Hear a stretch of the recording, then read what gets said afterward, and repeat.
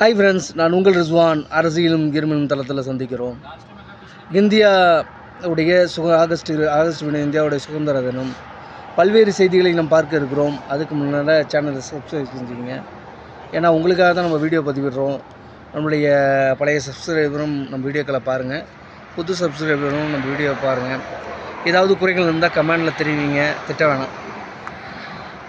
பல்வேறு உயிர்களுடைய தியாகத்தில் தான் இந்தியா விடுதலை பெற்றது. அப்போ விடுதலை என்கின்ற ஒன்று இருந்தால் நாம் அடிமைப்பட்டு இருந்தோம் என்று ஒன்று இருக்க தான் செய்யுது.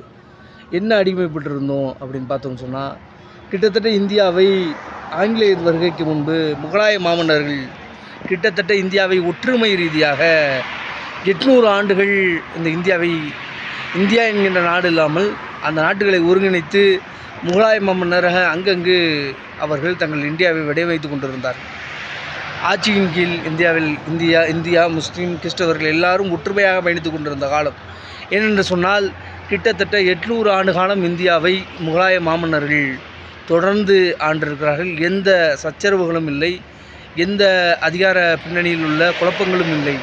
அங்கங்கு சில குழப்பங்கள் இருக்கலாம், ஆனால் அது ஜாதிய மோதலாகவோ மத மோதலாகவோ இந்தியாவில் இருந்தது கிடையாது.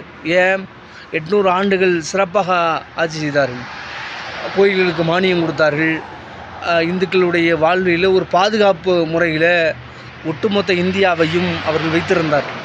இதுதான் சரித்திரம் சொல்லும் உண்மை.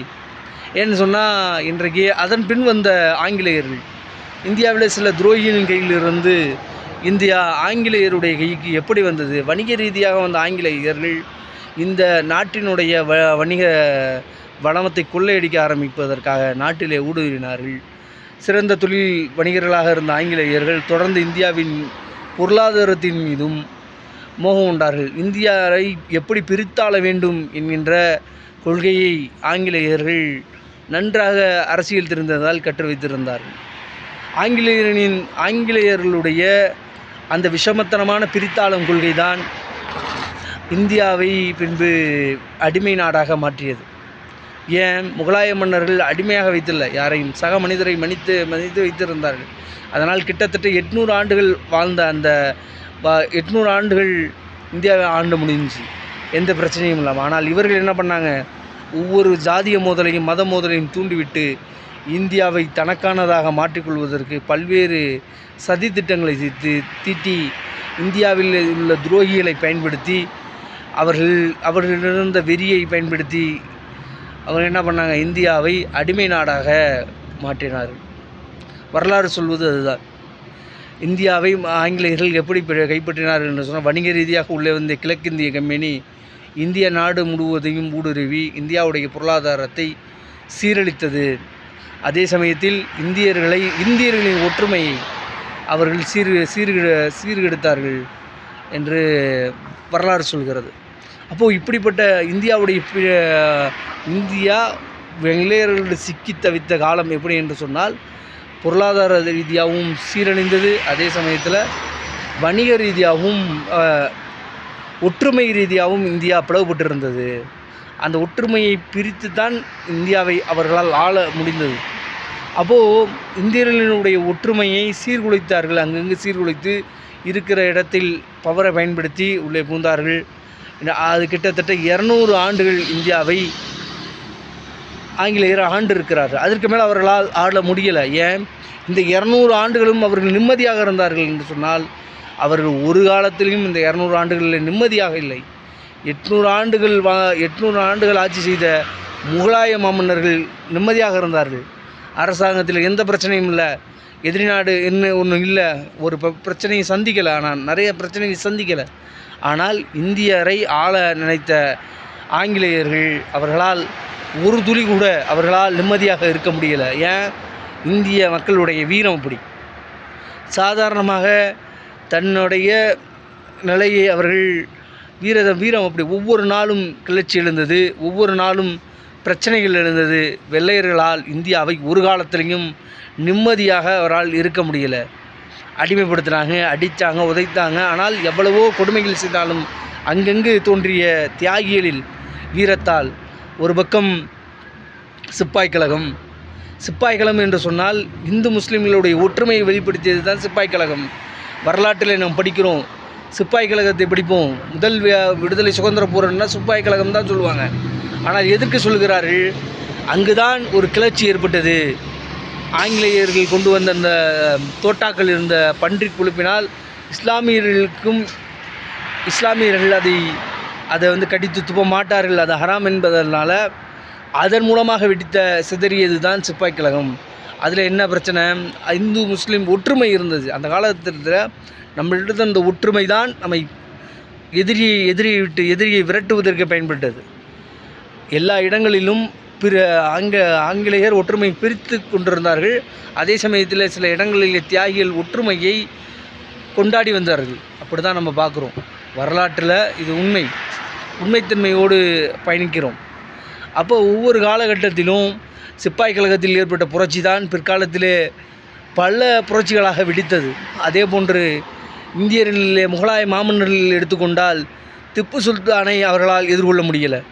மாவீரனாக ஆங்கில கிழக்கிந்திய கம்பெனிக்கு பெரும் சவாலாக இருந்தது அன்றைய காலகட்டத்தில் மைசூரை ஆண்ட மாவீரன் திப்பு சுல்தான். அவரை பற்றி பார்க்கும்போது அவர் ஒரு பக்கத்தில் ஆங்கிலேயர் படை தும்சம் செய்து கொண்டு அன்றைக்கு அவங்கள்ட்ட இல்லாத நவீன கருவிகளை இவர் பயன்படுத்திய வரலாறு எல்லாம் நாம் பார்க்க முடிகிறது. அப்போது இந்தியா சுதந்திரத்திற்காக இப்படி பல்வேறு வகையில் தியாகங்களை செய்கிறார்கள். ஒரு பக்கம் நேதாஜி, ஒரு பக்கம் காந்தி, இப்படி ஏகப்பட்ட தியாகிகள், பகத்சிங், இப்படி எல்லா தரப்பு பட்டத்திலும் இந்தியாவினுடைய ஒற்றுமை எங்கெங்கெல்லாம் ஒற்றுமை இருந்ததோ அங்கெங்கெல்லாம் தியாகம் வெளிப்பட்டிருந்தது.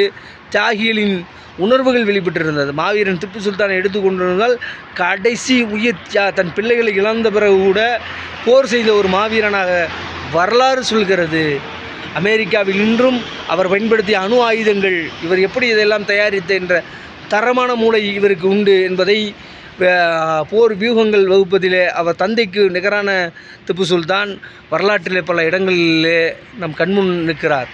அதே போல் ஒரு பக்கம் நேதாஜி நாடு கடந்து எல்லை கடந்து தன்னுடைய நாட்டிற்காக சுதந்திரம் வேண்டும் என்பதற்காக கடைசியில் எங்கே இருந்தார் என்ற நிலை கூட தெரியாமல் அவர் காணாமல் போனார் இந்திய தேசத்திற்காக. ஒரு பக்கம் காந்தி ஒற்றுமையை கொண்டாடி, ஒற்றுமையை வைத்து, ஒற்றுமையோடு பயணித்தால் வெற்றி கிடைக்கும், நேதாஜி போகின்ற பாதையை விட நான் போகின்ற பாதை இந்தியாவுக்கு நெருக்கடியை ஏற்படுத்தும் என்று ஒரு பக்கம் மக்களை திரட்டி போராட்ட ரீதியாக, ஜனநாயக ரீதியாக அவர் தண்டி யாத்திரை போன்ற யாத்திரைகளை நடப்பார்.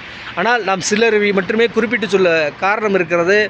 இவர்களுடைய அணுகுமுறை தான் இந்தியாவிற்கு வெற்றியை கொடுத்தது. அந்த முகலாயர் முகலாயத்திலிருந்து அவர்கள் பெற்ற விடுதலை, அவர்கள்டிருந்து நாட்டை கைப்பற்றிய பின்பு அவர்களிலிருந்து எழுச்சி, பின்பு திப்பு சுல்தானுடைய வீரம், பின்பு காந்தி, நேதாஜி போன்றவர்களுடைய எண்ணற்ற தியாகிகள் இருக்கிறார்கள். பகத்சிங் இருக்கிறார்கள். இதே போன்ற நிறைய இஸ்லாமிய வீரர்களுடைய பெயர்களும் நிறைய இடம்பெறுகிறது. அதை சொன்னால் உங்களுக்கு மனம் சங்கடப்படும், வேண்டாம் என்பது சில இடங்களில் நாம் தவிர்த்து வருகிறோம். ஏன் அப்படிப்பட்ட சூழ்நிலையில் நம்ம இன்றைக்கு வாழ்ந்து கொண்டிருக்கிறோம் என்பதுதான் உண்மை. அப்போது இப்படிப்பட்ட இந்தியாவை அவர்களால் ஆள முடியாது. ஒரு பக்கத்தில் மக்கள் புரட்சி வெடிக்கிறது, ஒரு பக்கத்தில் நேதாஜி நமக்கு சவால் விட்டு கொண்டு அங்கங்கே படையை திரட்டி கொண்டிருக்கிறார். எத்தனையோ வீரர்கள் நம்மை எதிர்த்து நம்மை வாழ விடாமல் தடுத்து கொண்டிருக்கிறார். அங்கங்கே நம்மளுடைய கம்பெனியுடைய மேனேஜர்களை கொலை செய்து கொண்டிருக்கிறார்கள் என்று அன்று பயந்த ஆங்கிலேயர் கம்பெனி இந்தியாவை விட்டுவிட்டு செல்லும்போது இந்தியா பாகிஸ்தான் 2 துண்டங்களாக பிரித்து, அன்றைக்கு இருந்த முகமது அலி ஜின்னா, காந்தி போன்ற தலைவர்கள் தங்கள் முடிவுகளை சரியாக எடுத்தாலும் அன்றைக்கக்கூடிய நாட்டின் சூழ்நிலை, இந்த மக்கள் மத்தியிலே ஆங்கிலேயர் விதைத்த அந்த பிரிவினைவாதம் ஒட்டுமொத்த இந்தியாவையும் இந்தியா பாகிஸ்தான் என்று பிரித்து கொடுத்து ஆகஸ்ட் 14 பாகிஸ்தானுக்கு சுதந்திரம் என்றும் ஆகஸ்ட் 15 இந்தியாவிற்கு சுதந்திரம் என்றும் நாட்டை 2 கூறுகளாக பிரித்தார்கள். ஒரு இந்தியா என்ற வளமான நாட்டை 2 கூறுகளாக பிரித்து கையிலே கொடுத்துவிட்டு சென்றார்கள். நாம் இப்போ கைப்பற்றி வைத்திருப்பது என்ன இந்தியா என்பதை நீங்கள் பார்த்துக்கொள்ளுங்கள். அப்போது முழுமையான இந்தியாவை கொடுக்கும் போதே இரு பங்காக பிரித்து இஸ்லாமியர்களுக்கும் முஸ்லீம்களுக்கும் இந்துக்களும் கலவரத்தை ஏற்படுத்தி கொடுக்க வேண்டும் என்பதற்காகவே பிரித்து கொடுத்தான் மவுண்ட் பேட்டன் அவ்வளவு திட்டங்களையும் தீட்டி இந்தியாவை இவ்வளோ எங்களை ஆள விட மாட்டீங்கள், நீங்கள் எப்படி ஆண்டு விட போகிறீர்கள் என்று ஒரு சவாலாக கிடைத்தது தான் இந்த இந்தியா. அப்போ இப்படி இருக்கக்கூடிய இந்தியாவை எப்படி நாம் சுதந்திரத்துக்கு பிறகு காப்பாற்றினோம் அப்படின்னு பார்த்தோம்னு சொன்னால், அவன் எதை விட்டு சென்றானோ அந்த விதையை நாம் என்ன பண்ணியிருக்கோம், பெருசாக்கியிருக்கோம், அவ்வளோதான். இன்றைக்கு இந்தியா சுதந்திரம் இருக்குது, கிட்டத்தட்ட 78 ஆண்டுகள் ஆயிடுச்சு. இந்தியாவிற்கு சுதந்திரம் கிடைத்து கிட்டத்தட்ட 78 ஆண்டுகள் ஆன பிறகு கூட இன்றைக்கு என்ன நிலைமை? இந்தியா சுதந்திரம் அடைந்து வந்த பிறகு இந்தியாவுடைய முக்கிய தலைவரான காந்தி RSS கைகளால் கொல்லப்படுகிறார். இஸ்லாமியர்கள் தான் கொன்றார்கள் என்று அன்றைக்கு கிட்டத்தட்ட 2000 முஸ்லீம்கள் 3000 முஸ்லீம்கள் நாடு முழுக்க நேரு அன்றைக்கு வானொலியில் தோன்றி இது இப்படி நடக்கலை அப்படின்னு சொல்லலை என்றால், குற்றவாளி கண்டுபிடிக்கப்பட்டார்கள், அவர்கள் போலி குற்றவாளிகள் என்று கண்டுபிடிக்கவில்லை என்று சொன்னால் இன்றைக்கு இந்தியாவில் முஸ்லீம்கள் வாழ்ந்திருக்க முடியாது. அப்படிப்பட்ட சூழ்நிலையை நேரு கொடுத்தார். அந்த வாய்ப்பை நேரு சரியாக இந்திய பிரதமராக ரேடியோக்களில் தோன்றி தன்னுடைய நிலைப்பாட்டை வெளிப்படுத்தினார். இல்லை என்று சொன்னால் இந்து முஸ்லீம் கலவரம் இந்தியாவுடைய ஆரம்ப காலகட்டத்திலே மிகுந்த வெறுப்போடு தான் இந்தியாவுடைய விடுதலை கிட்டியது. இந்தியாவிற்கு சுதந்திரம் கிடைத்தது 78 ஆண்டுகள் வாழ்கிறோம். இன்று கூட அந்த ஆங்கிலேயருடைய பிரித்தாளும் கொள்கை இன்று வரை பயன்படுத்துகிறார்கள் என்று சொன்னால், சாதி மதம் இல்லை, மதவாத மோதல் இன்று வரை இருக்கிறது. ஏன்? வெள்ளையன் விதைத்த விதை இன்னும் அறுவடை செய்து கொண்டு இருக்கிறான். நாட்டிலே இஸ்லாமியர்களையும் இந்துக்களையும் பழிவாங்கக்கூடிய வழக்குமுறை இன்றும் இருந்து கொண்டே இருக்கிறது என்றால் நாம் எந்த இந்தியாவை நோக்கி போகிறோம் என்பதை பாருங்கள். கிட்டத்தட்ட 78 ஆண்டுகள் ஆகிறது. அவனுடைய ஒற்றுமை சீர்குலைப்பு 800 ஆண்டுகால முகலாய மன்னரிடத்தில் இருந்த ஒற்றுமை, வெள்ளையனை எதிர்த்து போராடிய போது இருந்த ஒற்றுமை, அவன் விதைத்த அந்த இந்து முஸ்லீம்களுடைய வெறுப்பை இன்னும் நாம் தூக்கி சுமந்து கொண்டிருக்கிறோம். இதுதான் சுதந்திர இந்தியாவுடைய நிலை என்பதை நீங்கள் புரிந்து கொள்ள வேண்டும்.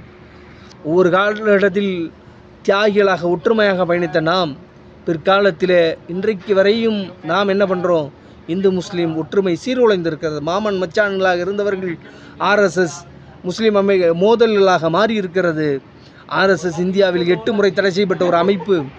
சுதந்திர இந்தியாவில் இன்றைக்கு என்ன நிலை? இந்திய பிரதமராக இருப்பவர் யார்? இன்றைக்கு செங்கோட்டையில் குடியமர்த்தக்கூடிய இந்திய பிரதமர் யார் என்பதை அனைவரும் அறிவீர்கள். அந்த RSS அமைப்புடைய மாணவன் இன்றைக்கு இந்தியாவுடைய செங்கோட்டையை கொடியேற்றி அமைத்து கௌரவப்படுத்தி கொண்டிருக்கிறார். ஆனால் அவருடைய பின்னணி என்ன என்பதை இந்திய நாட்டு மக்கள் அறிந்து கொள்ள வேண்டும்.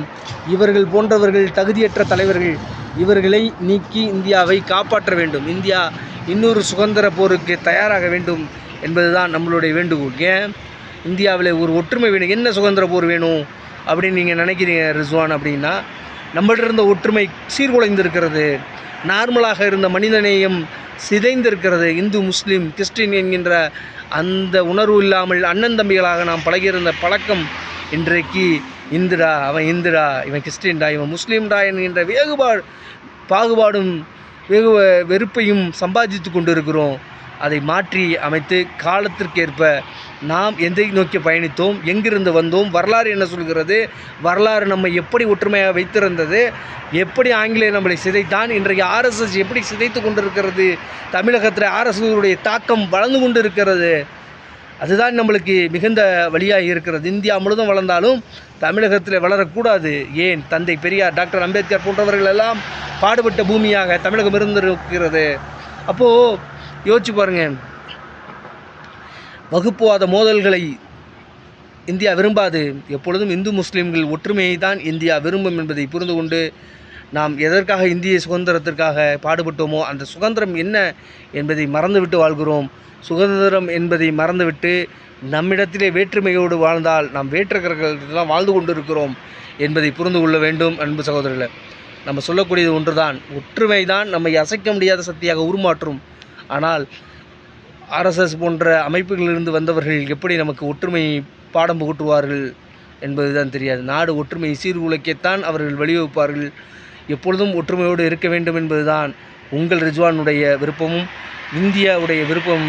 சகோதரர்களை, இந்து முஸ்லீம் கிறிஸ்டின் என்கின்ற அந்த பாகுபாடற்று மிக்க மனிதர்கள் நாம் ஒற்றுமையான இந்தியர்கள் என்ற உணர்வோடு பயணிப்போம். இந்திய சுதந்திரத்துடைய வரலாறு நமக்கு தெரிந்த அளவுக்கு சொல்லியிருக்கிறோம். அவ்வளோதான், நம்மளுக்கு தெரியும் இல்லை, வீடியோக்கு அவ்வளோதான் சொல்ல முடியும். ஏன்னா நம்ம குறிப்பு எதுவுமே கையில் எடுக்காமல் தான் அதை ஓரளவு சொல்கிறோம் என்பதையும் புரிந்து கொள்ளுங்கள். உங்கள்கிட்டருந்து விடைபெறுகிறேன். ஆகஸ்ட் 15 இந்தியாவுடைய சுதந்திரம் கொடி.